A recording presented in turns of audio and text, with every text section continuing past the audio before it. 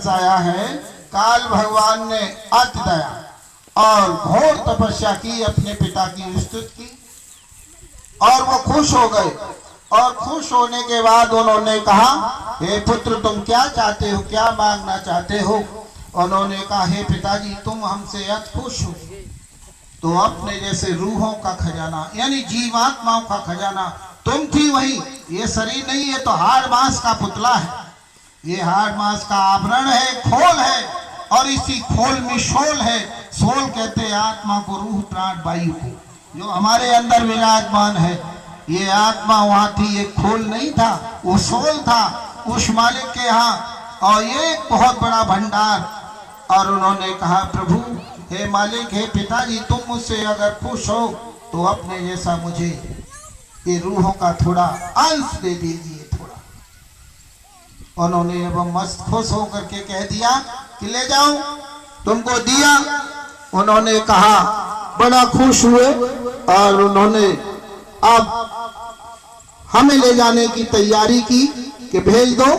लेकिन हम और आप अपने सच्चे पिता के पास, सच्चे मालिक अनामी महाप्रभु के पास, उस सतलोक में जहाँ संतों का दरबार है, संतों का देश, गुरु महाराज का देश, उस देश में हम और आप सुख और शांति से, शोक और संताप नाम की चीज नहीं थी।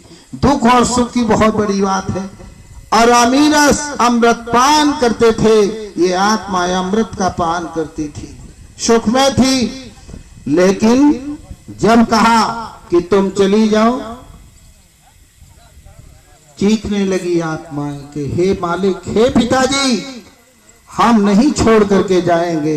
एक बिटिया की शादी करो और शादी करने के बाद में तुमने देखा एक बेटी की शादी करते हैं और शादी करने के बाद में अपरिचित आदमी जिसको कभी उस बेटी ने नहीं देखा, कभी उसकी शक्ल नहीं देखी, और बस एक रात के अंदर उसका गठबंधन कर दिया जाता है। एक रात में 7 फेरे लगा दिए उस बेटी के अपरिचित व्यक्ति के साथ में माँ बाप ने, और फेरे लगाने के बाद में और 7 भामर डाल दी, यानी गठबंधन कर दिया, गांठ बांध दी गई।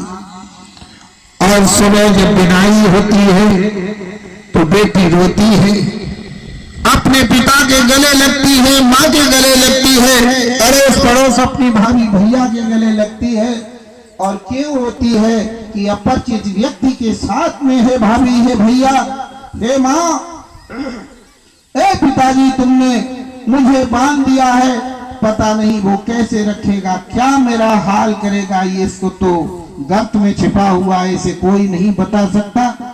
लेकिन वो बेटी अपरिचित व्यक्ति के साथ में भेज दी जाती है और खुशी खुशी चली जाती है, लेकिन रोती चीखती। इसी तरीके से उस मालिक ने हमें और आपको काल भगवान के हवाले जब किया कि आप चली जाओ, तो ये आत्माएं रोने लगी। सत्संगी प्रेमी भाई बहनों, कहने लगी, हे प्रभु, हे पिताजी, मैं नहीं जानती इनको, ये तो अपरिचित हैं।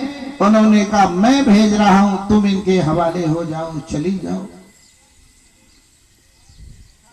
उन्होंने कहा कि देखो मैं तुमसे वायदा करता हूं।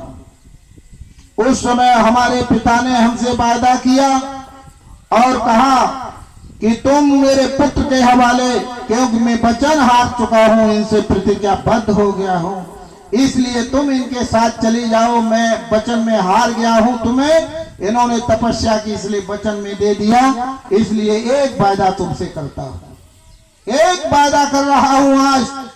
हमारे पिता ने, सतपुरुष मालिक ने कहा, हे आत्माओं, मैं वायदा करता हूं कि ये जब तुमको ले जाएंगे और जहां जिस मंडल जिस लोक में उतार देंगे, और जब तुम मेरा ध्यान करोगी किसी के माध्यम से, और जब तकलीफ और मुसीबत तुम्हारे ऊपर आएगी, उस समय पर मुझे फिर आने में देरी नहीं लगेगी। मैं आऊंगा और आपको रूप बदल करके और लेकर के चला आऊंगा, ये मैं वायदा करता हूं आपसे। ये वायदा किया था हमारे पिता ने। और काल भगवान हमको मंडलवाय धीरे धीरे धीरे धीरे उतार करके लाए। धीरे धीरे कितने युग बीत गए होंगे, कितने महायुग बीते होंगे और कितनी चौकड़ी बीती होंगी, कितने मन मंत्र बीते होंगे, कितने कल्प बीते होंगे। एक एक मंडल में, एक एक मंडल में आप तो सब सत्संगी प्रेमी जानते हो, ऊपर से लेकर के भंवर गुफा से लेकर के महाशून्य से लेकर के शून्य से लेकर के और त्रिकुटी से लेकर के सहज दल कमल से लेकर के छठे चक्र से ला करके और सहज दल कमल और त्रिकुटी के नाके पर ला करके खड़ा कर दिया हमें और आपको मंडलवाज उतार करके। और जब खड़ा कर दिया वही गठबंधन कर दिया, गांठ बांध दी इस आत्मा की। और गांठ बांधने के बाद उन्होंने फिर 3 देवताओं का उत्पन्न किया। 3 देवताओं को काल भगवान ने, जो उनके पुत्र लेकर के आए काल भगवान, उन्होंने 3 देवताओं को उत्पन्न किया, जिसमें प्रथम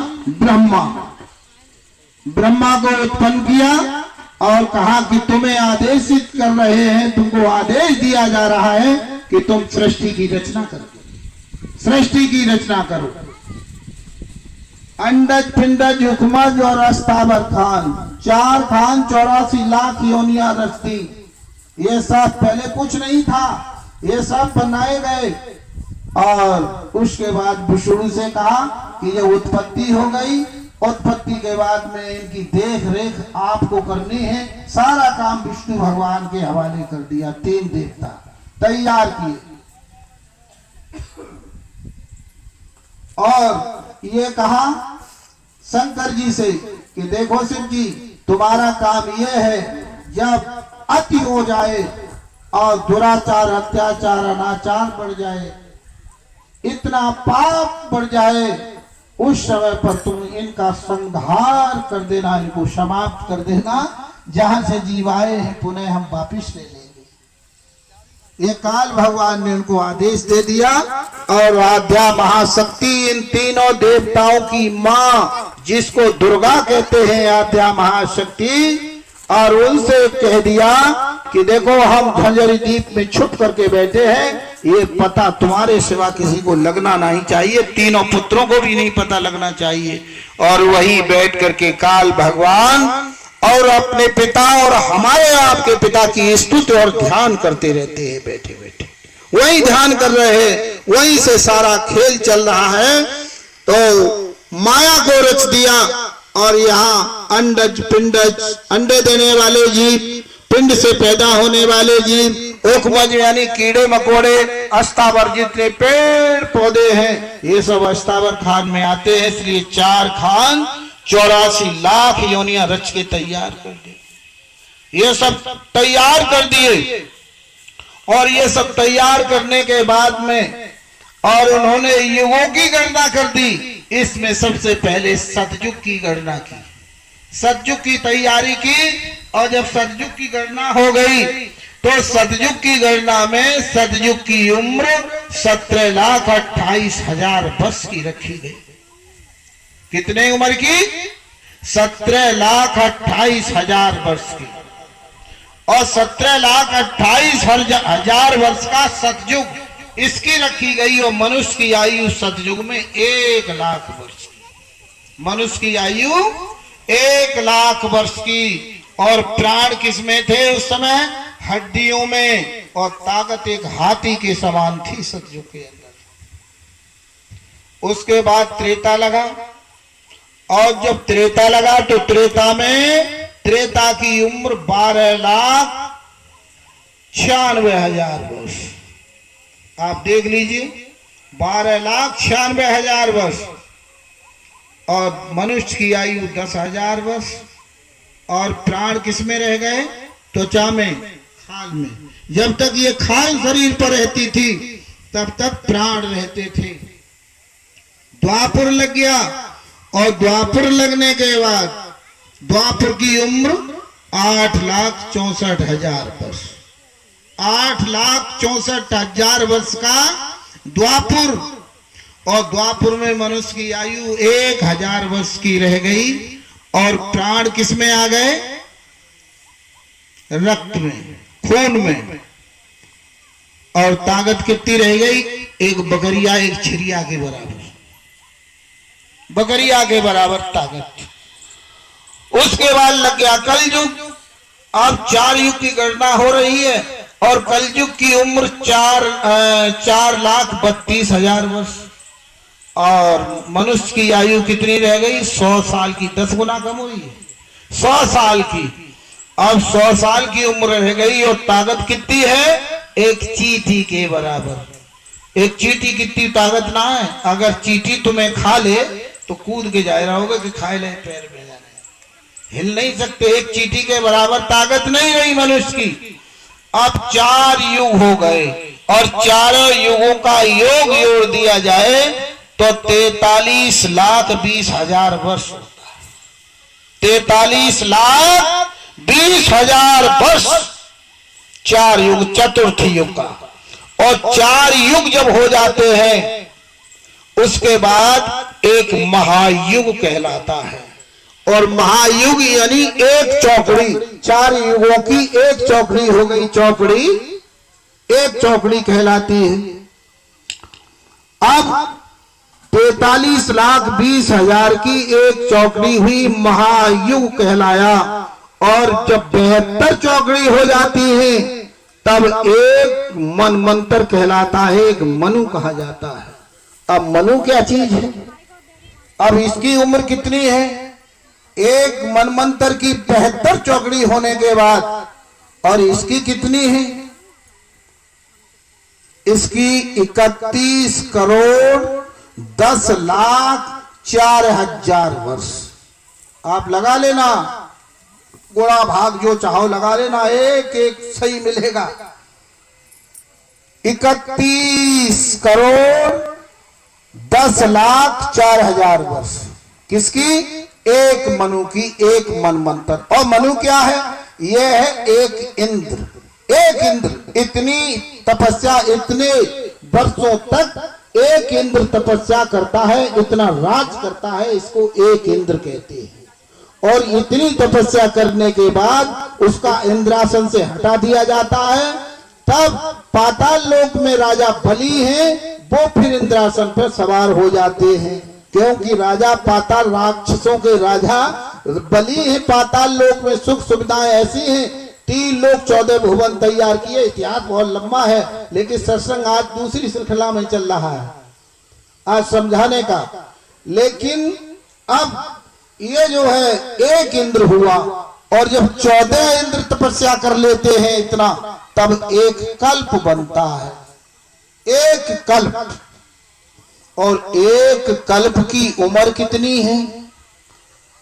ध्यान से सुनना।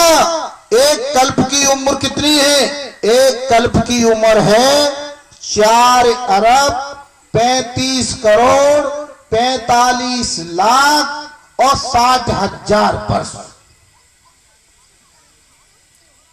इतनी एक कल्प की है। तुम्हें कितने दिन हो गए हैं? एक एक समझ लेना। कहां से हमने सत्संग आपका स्टार्ट किया, आपको उतार के यहां लाए हैं।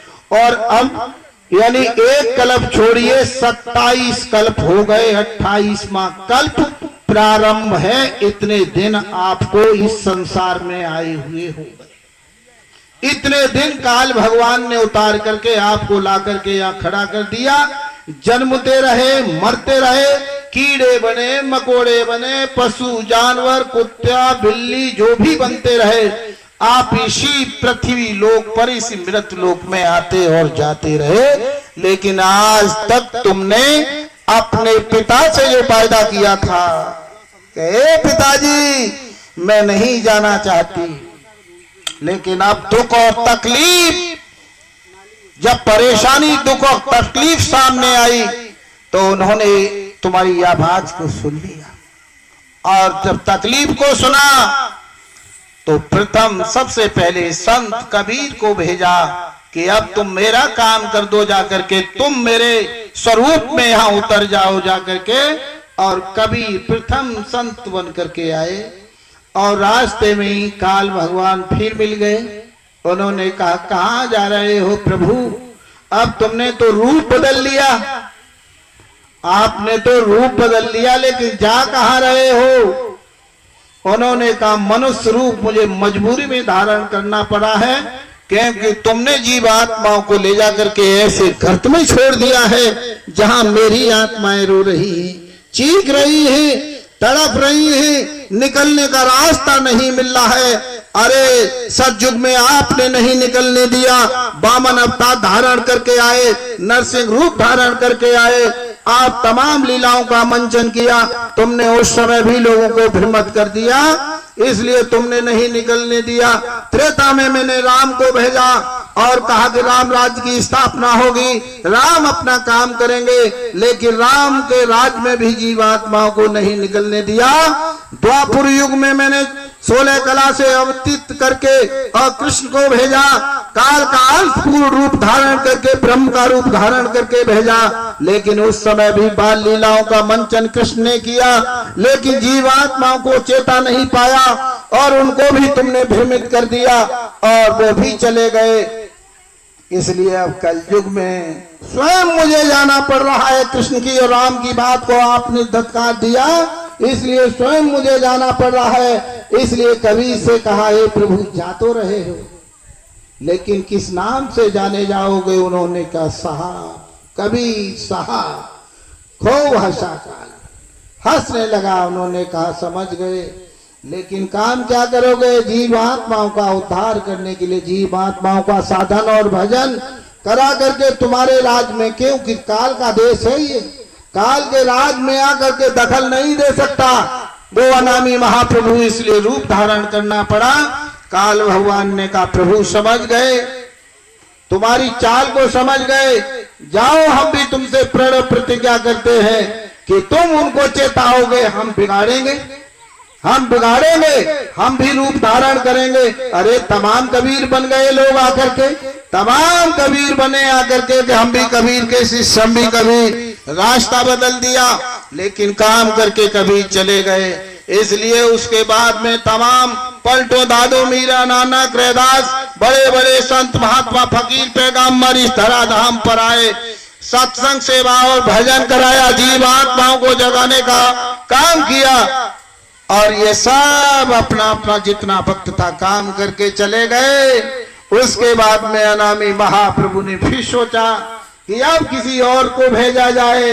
उसके बाद अनामी महाप्रभु स्वयं बन करके बाबा जय गुरुदेव जी महाराज धराधाम पर अवतरित हो गए। इसलिए बाबा जय गुरुदेव जी महाराज स्वयं उस रूप में आए और उन्होंने चेताया और समझाया और कहा, हे मानव प्रेमियों, सत्संगी प्रेमी भाई बहनों, अब समझ जाओ और होशियार हो जाओ, आगे का वक्त आपने नहीं देखा। तहराम कोलाहल, महामारी, बीमारी, अकाल और भूकंप भी नहीं देखे, वो सामने आने वाले हैं। तुमने क्या देखा है? परिस्थितियां किस ओर मोड़ ले रही हैं। काल अपना डंडा चलाएगा। काल तो बिल्कुल माँ ऐसे भाकर के खड़ा हो गया, मुंह फाड़ के खड़ा है कि इनको कब निकला जाए।